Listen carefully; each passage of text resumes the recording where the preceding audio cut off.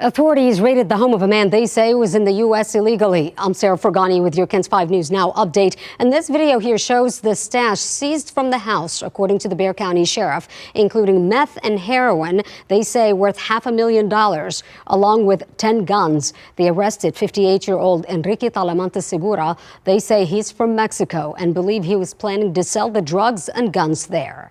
Did you move to working from home after the pandemic? That could be ending soon, and you may be required to return to the office.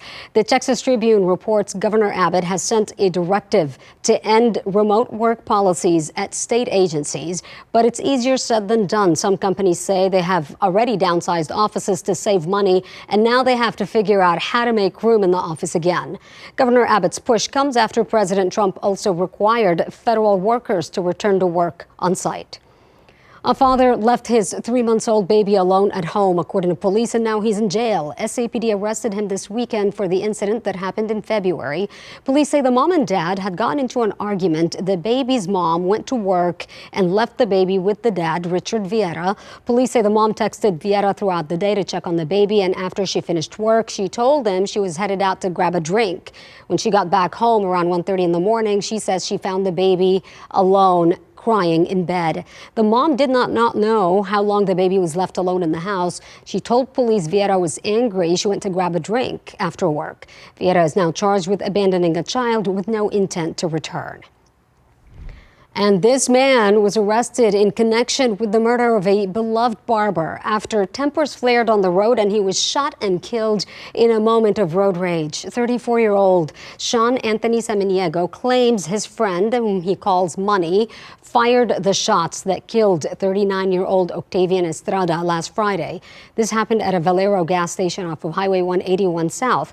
Police say Samaniego claims Estrada was brake checking them on the way from Floresville to San Antonio. They say surveillance video captured Estrada walking up to the suspect's truck before he was shot multiple times. Estrada is a barber in Floresville, and on Sunday, hundreds gathered to remember him. Never in our minds would we ever thought the situation would happen to our family. He's impacted so many generations. It's remarkable. Samaniego remains in the Bexar County Jail on a tampering with evidence charge. Terrifying video of a driver intentionally plowing into a car dealership, hurting 8 people, 2 of whom are now fighting for their lives, and the victims included employees and customers.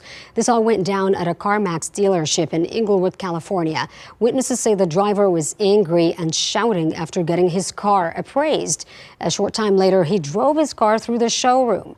Miguel Hernandez filmed this video and said it all happened in an instant. So what I was seeing was people, screaming, hurt, trying to move, run away, and some people were still in there, just shocked, like they just were stuck there. Police say the suspect drove off after the incident but turned himself in later. Normally when you check out a book from the library, it's protocol to return it after about a week, but there was one book returned to the library after 99 years. Mary Cooper from New Jersey was going through her mom's things when she found a book from 1915 called Homemade Toys for Girls and Boys. Mary figured out it was actually her grandfather who had checked out the book in 1926. Mary returned it, and she didn't even have to pay what could have been $18,000 in fines. The librarian said they don't have fines anymore. Oh, she got lucky with that one. Speaking of libraries, superheroes of all shapes and sizes were at San Antonio's Central Library in downtown this weekend. I'm talking Batman, Superman, Star Trek, and Ghostbusters.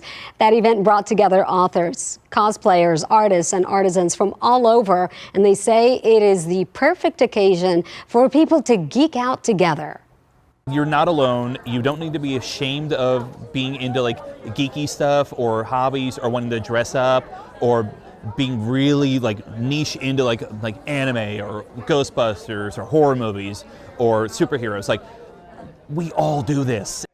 I love the passion. This is the city's largest free Comic-Con and pop culture convention known as Pop Madness. And that is a wrap of your KENS 5 News Now on this Monday. I'm Sarah Fergani. I'll see you tomorrow. Stream news anytime. Download the KENS 5 Plus app today.